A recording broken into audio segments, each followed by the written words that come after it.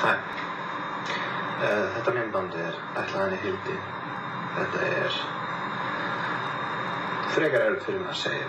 Var rosalega feimin. En Hildur stelpan sem búin að vera að fara með. Yan ang video ng love confession ng isang binata na in-upload niya sa YouTube para sa kanyang kaibigan. Nang lumabas ang video, marami sa nakapanood nito ang sumuporta sa binata. May iba pa nga na nakyutan at kinilig.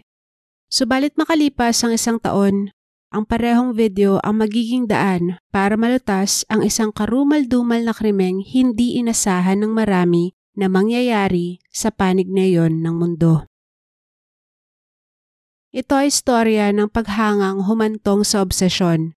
Obsesyong lumamon sa isang taong hindi matanggap na ang kanyang pagtingin ay hindi masusuklian. At sa kanyang desperasyon, walang awa niyang inalis ang sagabal sa pagitan niya at ng kanyang pinakamamahal. Ito ang kaso ni Gunnar Runar Sigurðarson.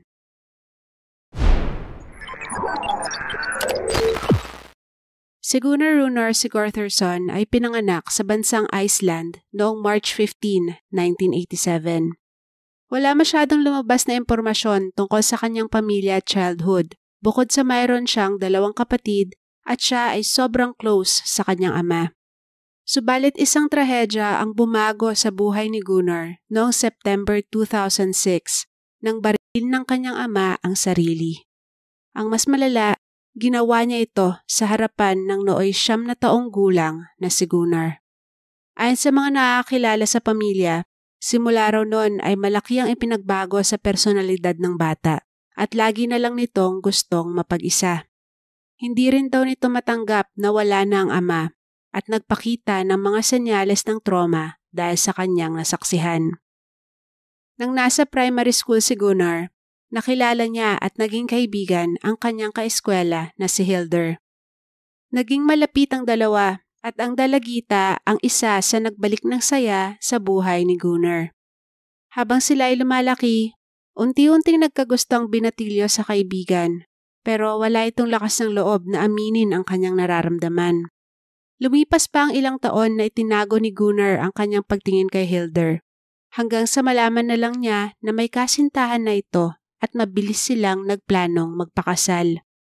Walang kamalay-malay si Hildur na labis na nasaktan si Gunnar nang malaman ito at sa katunayan, pinakilala niya pa sa kaibigan ang kanyang soon-to-be husband na si Hannes Thor Helgason.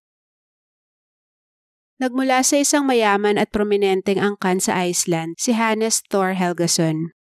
Pag-aari ng kanilang pamilya ang isang malaking confectionery o chocolate manufacturer sa bansa. At si Hannes ang CEO nito noong panahong nakilala niya si Hildur. Halos 15 taon ang tanda ng lalaki sa dalaga, pero hindi yon naging hadlang upang magkaibigan ang dalawa. Ayon sa mga reports, mabait at mapagkumbaba raw si Hannes at maayos ang naging pakikitungo nito sa mga kaibigan ng nobya, kabilang na si Gunnar.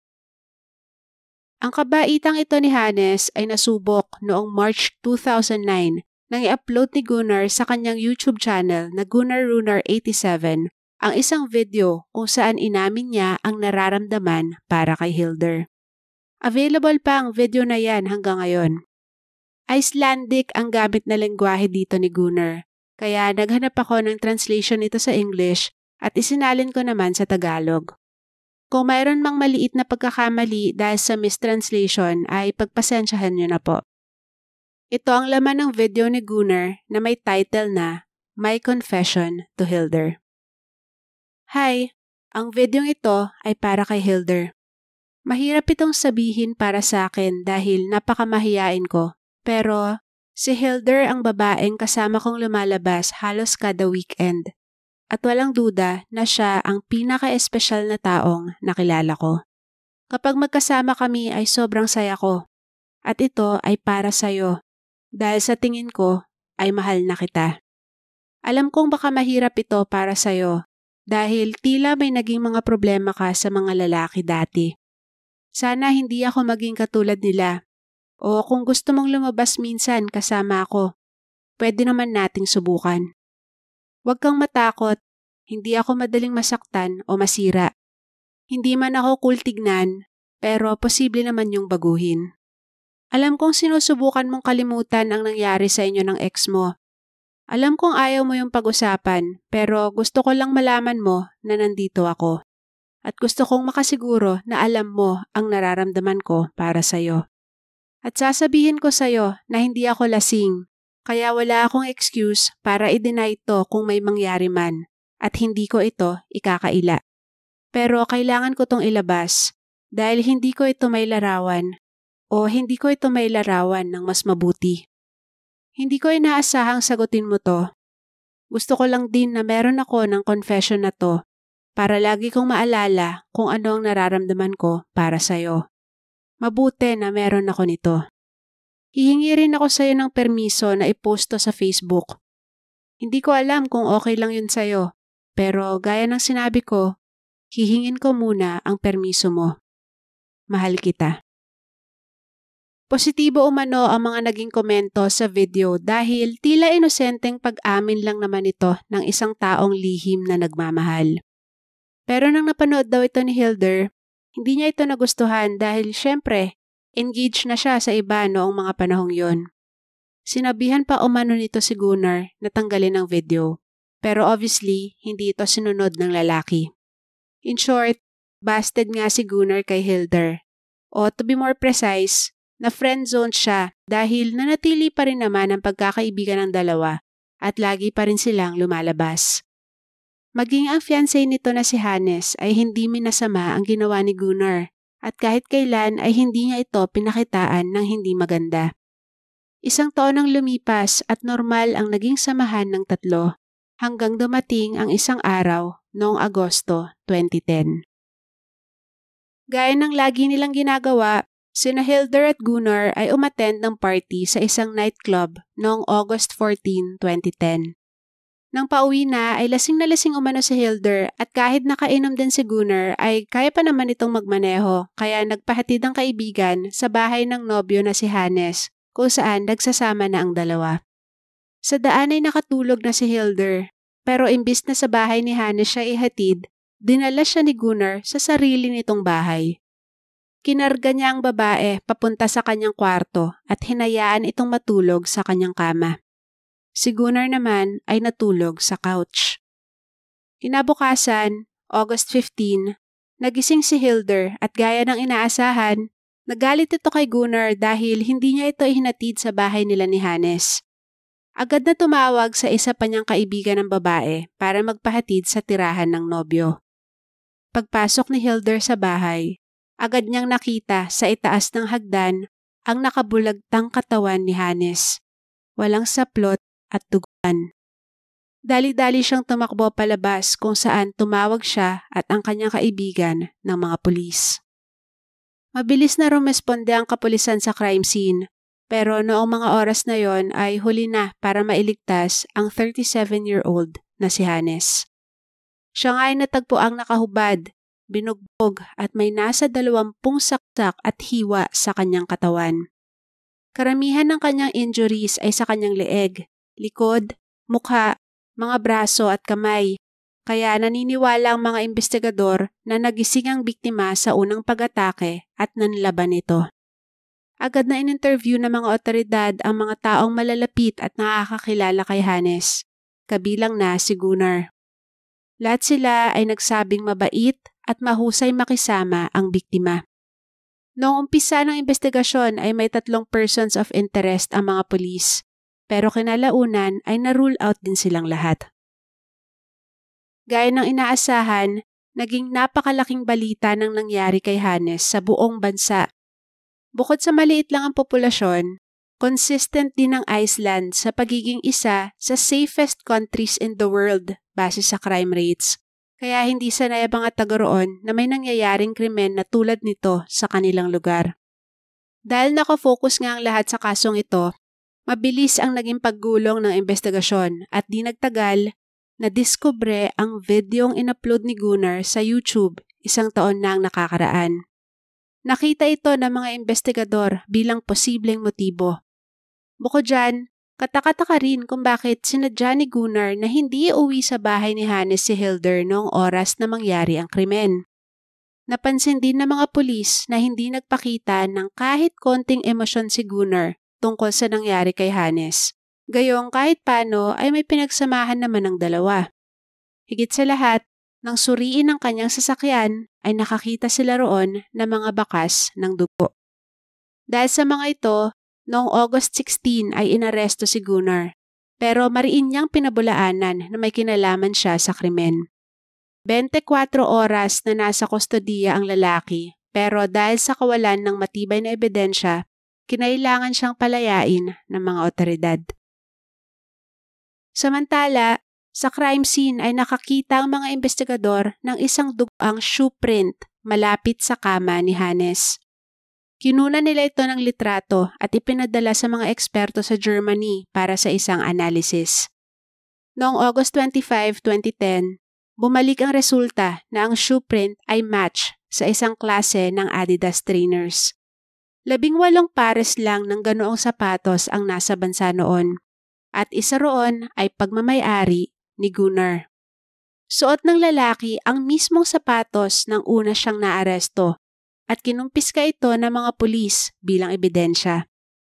Perfect match ang shoe print sa crime scene sa sapatos ni Gunnar at ang nagpatibay palalo dito ay nang nakitaan ng mga bakas ng dugo ang sapatos ng suspect. Inaresto muli si Gunnar at sa pagkakataong ito, hindi niya na malusutan ang mga ebidensyang nakalap laban sa kanya. Sa wakas, umamin ng lalaki na siya nga ang pumasang kay Hannes at ilang buwan niya na daw itong pinagplanuhan. Ayon sa kanyang salaysay at sa iba pang ebidensyang nakalap, ito ang mga pangyayari noong madaling araw ng August 15, 2010. Matagal nang pinaghanda ni Gunnar ang pagpatay kay Hannes at nakakuha siya ng perpektong oportunidad noong araw na yon. Matapos niyang ihiga sa kanyang kama si Hildur, ay muling lumabas si Gunnar dala ang kanyang inihandang kagamitan, gaya ng gloves, kutsilyo, at balaklava o isang maskara. Gumawa rin siya ng shoe covers gamit ang garbage bags para hindi siya mag-iwan ng bakas sa crime scene. At ang ideya daw na ito ay nakuha niya sa TV show na CSI. Pumalpak nga lang ang planong ito dahil napunit ang shoe covers niya habang siya ay naglalakad.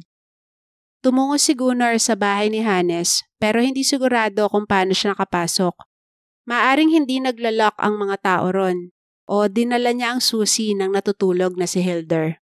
Na makapasok siya ay pumunta siya agad sa kwarto ng biktima at isinakatuparan na nga ang kanyang balak.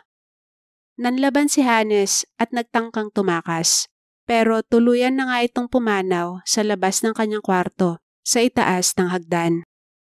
Ayon kay Gunnar, itinapon niya ang murder weapon sa isang pier sa Reykjavik.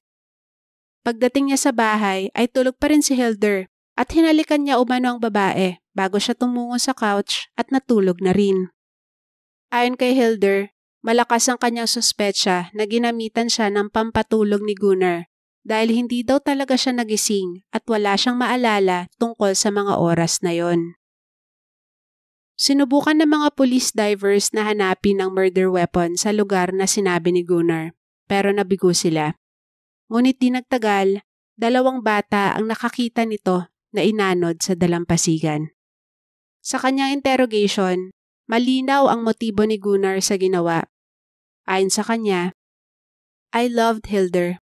She was supposed to be with me. She was not supposed to be with him.